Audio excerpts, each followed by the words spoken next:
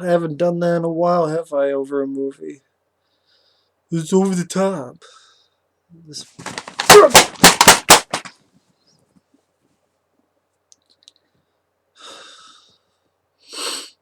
Alright.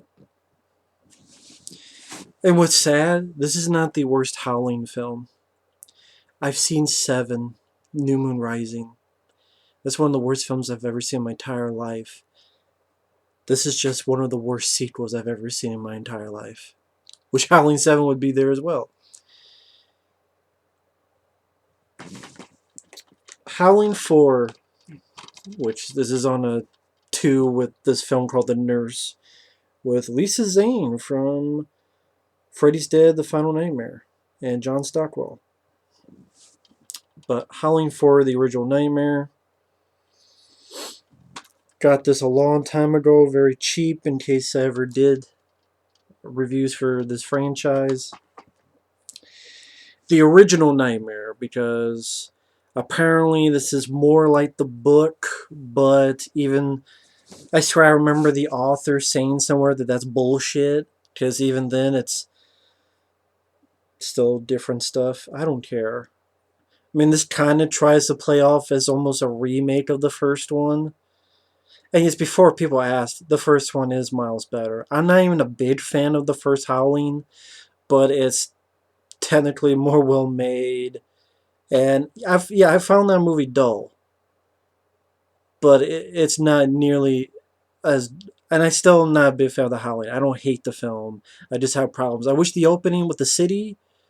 I wish D Wall stayed in the city and got like with a cop, Sam Elliott or Tommy Jones, and they hunted this serial killer by day, werewolf by night. You just still have it played by Robert Picardo, and you wanna know why I'm talking about other shit? Because I don't want to talk about this shit. This fucking bullshit. Hunk of horse shit that I wasted 90 minutes of my fucking time on. And yes, I am that fucking pissed off at the movie. I'm not faking it. And the fact that the fucking guy who did The Legend of Hell House, a film I really do enjoy, with Roddy McDowall, that literally is one of my favorite. If I made a top 10, my favorite ghost story haunted house movies, The Legend of Hell House would be on there. And that's a film that goes slow. That's a film that has slowly building things up.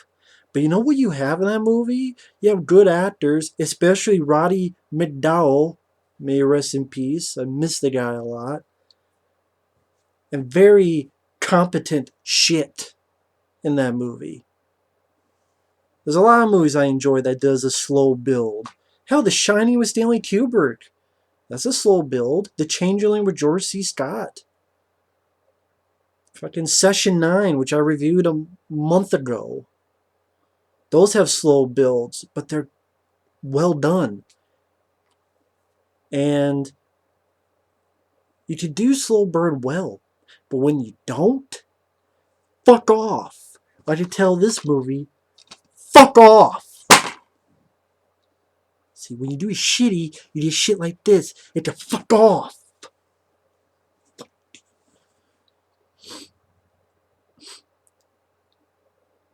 You have horrible, horrible acting from every single person in the movie.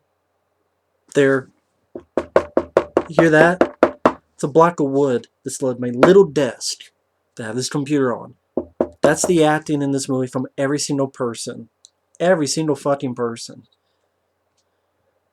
The only fun I got out of it was noticing that the husband character of the lead was the guy who starred in this TV show called The Pretender, which I only saw bits and pieces of and looked pretty decent. But he was the lead in a TV show called The Pretender that ran for like a couple years. That's it. And I knew I was in horrible shit from the beginning of the film with this stupid song. Something dangerous, dangerous. Du, du, du, du. Please give me the fucking song from Howling 2 any day over this BS. And what says one of the best parts of the movie is the first shot. You wanna know why? It's a wide shot of a city, and there's a Rambo 3 billboard in the back. And it might be like a Die Hard billboard, like right over here. I think it's Die Hard, but I definitely know there's a billboard in the back that's Rambo 3. And this came out in 1988, direct to video. Which it got the Chainsaw Wars from Fangoria as the best direct-to-video movie. If this was the best direct-to-video movie of 1988, I hate to see the other nominees. Please, give me a list of the nominees of films, other horror films that came out in 1988 direct-to-video. What other horror films came out direct-to-video? I want to know what those are. I want to recount. Fangoria for best. This actually best direct-to-video of 1988. Man, that must have been shit. I wonder what the hell the other nominees were. If this won. The acting is shit. It's deathly dull. It's deathly boring. The mystery is lame as fuck. It's just, here's a town where there's like 10 people at most. There's a bell tower. The bell tower was at another place where someone ran it. So people came in. They thought one of them was a werewolf and burned them all. Because I guess wolves will come to you if you ring a fucking bell. Ring the bells between my legs. They're called balls. You're jingle them around in your fucking mouth, movie. And the mystery, who was in this cabin? Well, this fucking nun that this lead lady keeps seeing, her father lived in that cabin in the woods, that cottage, which the lead girl sees. This is the thing. The lead girl sees visions throughout the entire film. At the beginning of the film, she sees a vision of this nun. And I'm like, fuck this. I'm having none of this. I'm having none of that. How about them apples? Fuck. I'm like, this is how a Howling movie is going to open. A fucking nun appears and then disappears in the thin air. Yeah, I'm having none of it. I'm throwing that into the fucking ground as much as I can. Pun intended. None of this, none of that. Yeah, you also have none of the talent, none of the spark, none of the humor, none of Red Brown in part 2, none of, not a big fan of it, but the quirkiness of part 3, which, again, I'm not even really a fan of the movie. Okay, settle down. I know some people could say, well, Matt, yeah, you don't see a werewolf for like over an hour, and the movie's like an hour, without the end credits, an hour and 20 some minutes. Maybe an hour and 25, 26 minutes, give or take. And yeah, you just say, well, you don't need werewolves all around. It's not supposed to be like dog soldiers or anything. Again, you do slow burn. George C. Scott's The Changeling, The Legend of Hell House, which the fucking director did before, well before this. Those are slow burns that work. Session 9 is another example that works. But let's do a flip side. Let's say you have Friday the 13th Part 4. Let's pick up Part 4, which a lot of people like, including me. The one with Crispin Glover's goofy dancing and Corey Feldman and Ted White as Jason. Imagine an entire hour of no Jason, no nothing. It's just seeing characters talk, not even fun dialogue, just talk about dreams, having visions of dreams, of shopping, of talking, of walking, and talking about a mystery. I guess in that movie, The Mystery of Jason. For an entire fucking hour and such. This movie is dull as shit. It's duller than a fucking butter knife. This movie can butter my ass. That made me happy.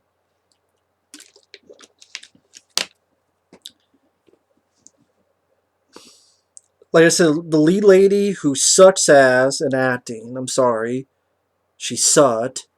She sees a vision of a nun. It disappears. She has also a vision of a werewolf and fire. lunging at her, which is the last shot of the fucking movie. I'll jump to that. The last shot of the movie is a werewolf on fire coming at the lead. The lead screams. It's a freeze frame, and then credits with that shitty song. Something dangerous, dangerous. Yeah, my fist in your mouth. That's dangerous. That's for sucks. You say this review sucks, but this movie sucks more. This movie gave me nothing to work with. What am I supposed to work with? Shit acting. The fucking her. She's an author. Her agent Tom or whoever, who the only dialogue I can remember is her touching his head, and he goes, "Mind the moose." Trying to find Drago, and I'm like, Ivan Drago? Can he be in the movie and punch werewolves in the heart? Can we have Dolph Lundgren come in and kill werewolves? Can I see that fucking movie? He killed zombies. The Battle of the Dam, that was a cool, cheap direct-to-video, but at least fun. Can we have Dolph Lundgren killing werewolves? Dog Soldiers 2, starring Dolph Lundgren. I'm fucking there. Make it happen. Goes to the cabin with her poodle, and then her hubby, the guy from that going that TV show The Pretender, and her agent, it's like they're trying to see who can act the most fucking wooden. So he leaves. It's the husband and the lady, the lead. I'll just call it a lead because I don't even remember the actress's name. I don't remember the character's name. I don't give a shit. So the lead and her hubby have sex. She hears howling. And the guy's like, "Oh, that was probably just, you're just hearing the animal in me." Really? Yeah, and you know what that taste in your mouth is? It's the taste of my ass. They fucking shop. She has dreams. Even the dreams suck ass. It's his dreams of in the woods and she sees something or she sees a nun. Fucking shit.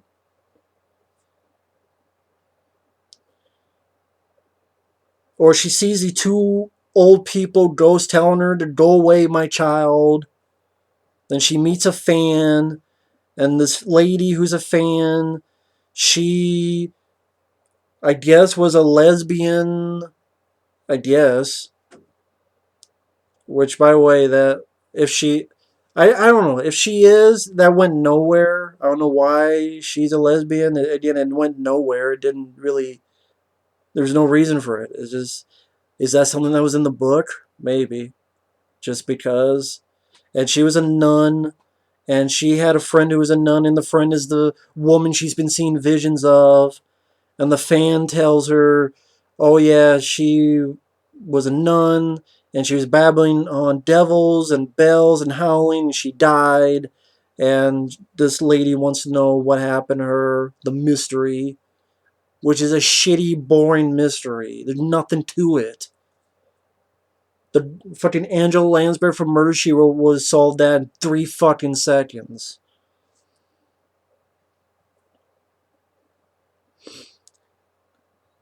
Other than that, the husband goes into town, like the town with like, I said 10 people, but that's saying too much. It's like 7 people. One of them's a slutty looking lady, and the guy, I'm sorry, he sucks at acting in this movie at least. I was just passing by, and I thought, duh.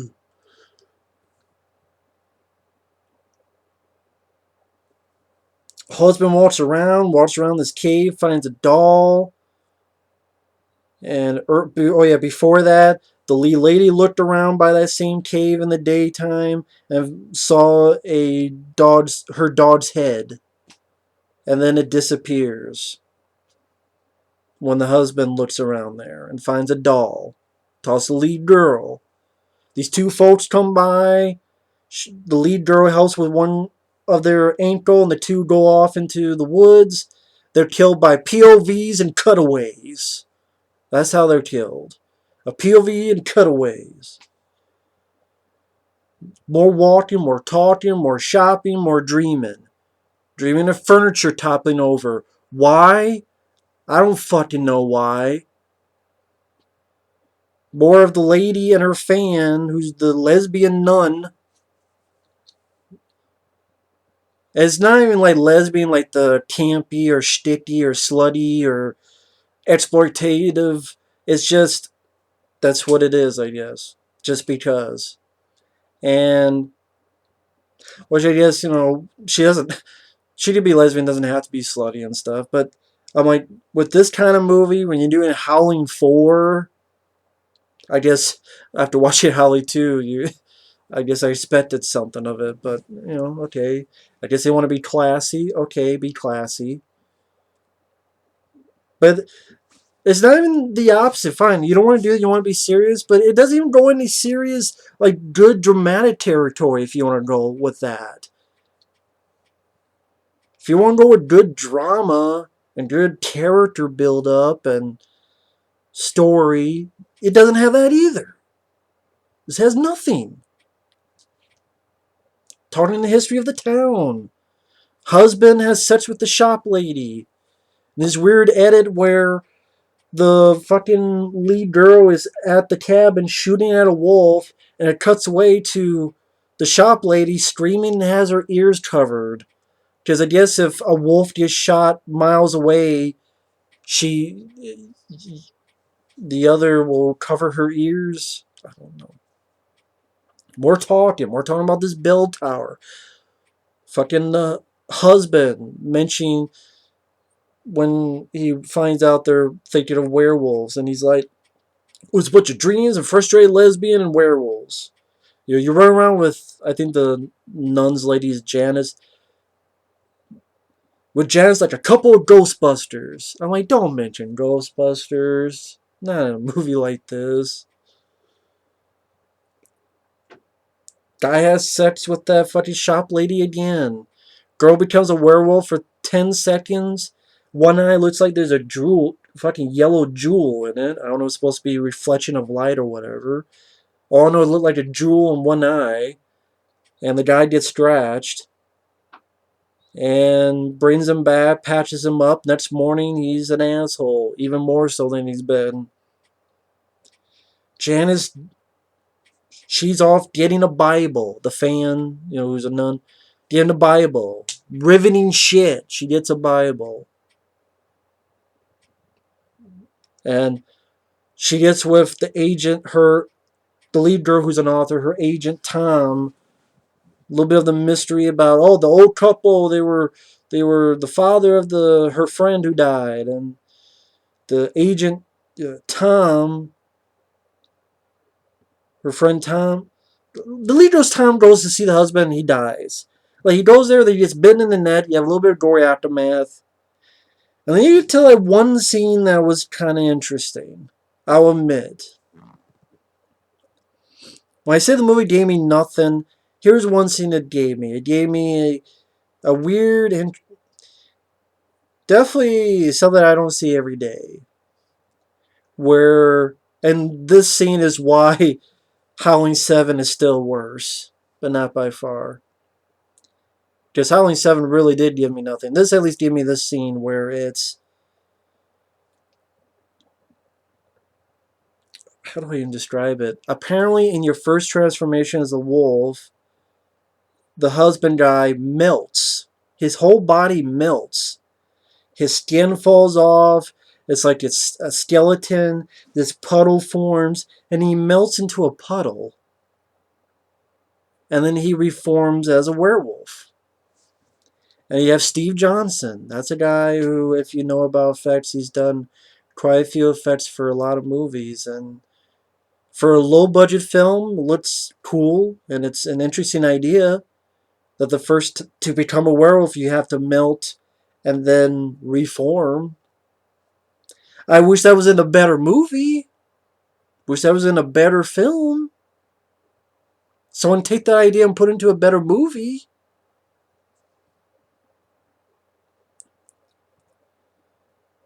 The lead girl drives off and finds the Janice, her fan, who's the lesbian nun. And they go to the bell tower, and all the other townsfolk, the couple of them, they're there. They are fucking werewolves, and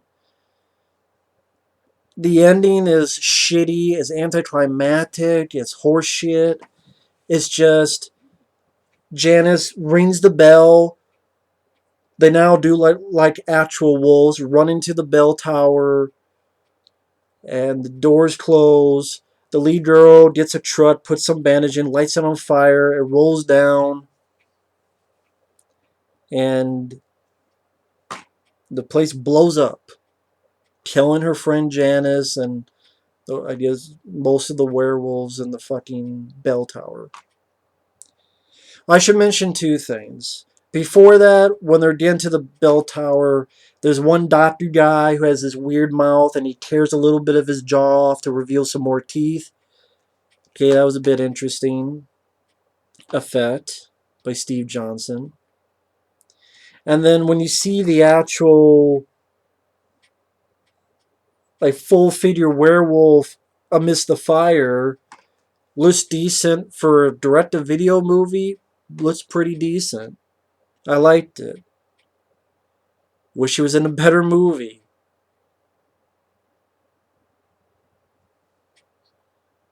Wait, think of the positives I'm giving. Uh, a billboard for Rambo 3 in the first shot. A guy melting to a puddle till he's goo and then being alive.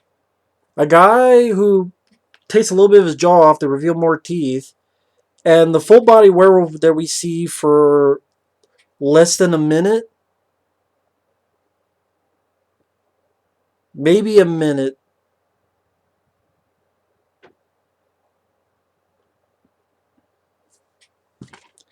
And then, yeah, the thing blows up. And then, like, the lead girl looks and sees her husband. And she literally goes, Richard.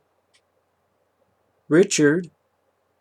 That's her delivery. As if, could you wake up, please? And, give me my pajamas? Can you make me a cup of coffee? Hey, can you give me some pancakes? Richard. Like, seeing her husband dead. And she doesn't know that he cheated on her and stuff. Her husband is dead. Burned. On the ground now. And she's like, Richard. Richard. And I'm like, and then, like her vision we saw at the beginning of the film, a werewolf comes out of the fire, she screams freeze frame, and then again that shitty song. Something dangerous, dangerous. But that for dangerous. I hate this movie. It has some decent Steve Johnson stuff, but honestly, you can find that on YouTube. You can. You can find that on YouTube. Just find it on YouTube. At most, you would get a couple minutes. At most. 3 minutes. I don't know. 3, 4, 2. 2 to 4 minutes. I'll say 2 to 4 minutes of total effect stuff that you can look at. After like an hour and such of talking and shopping and a mystery that a bell tower that you ring and werewolves come in, you burn it up. And this fucking sister, and how the hell the supernatural vision shit and how she got visions and all this, just because. Just because. Deathly dull, deathly boring, deathly shitty.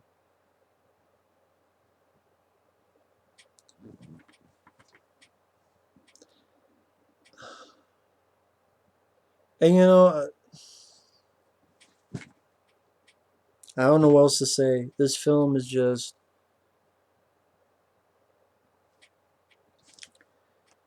Again, Howling 7 is the worst. This has got to be the second worst. It has to be. I mean, I still haven't seen that Howling Reborn one, and I got 5, 6. Well, I already know 7 is worse. I got 5, 6, and 8 to watch. They can't be worse than this. And in fact, fucking bet money on that. Because at least the stuff I've heard seems a little more interesting than this. It's like, let's do a remake of the first one, but be even shittier, duller, more boring, shit acting, wooden acting, crappy directing, boring directing, a couple shots for Coca-Cola. Yeah, you need Coke to get through this fucking movie, and that kind of Coke. Maybe you can imagine a better movie than while watching this. Yeah, I got. Yeah. And my fucking bed keeps creaking because I keep fidgeting. Because I keep wanting to smack myself in the face. Wasting my time on this fucking film, but yeah.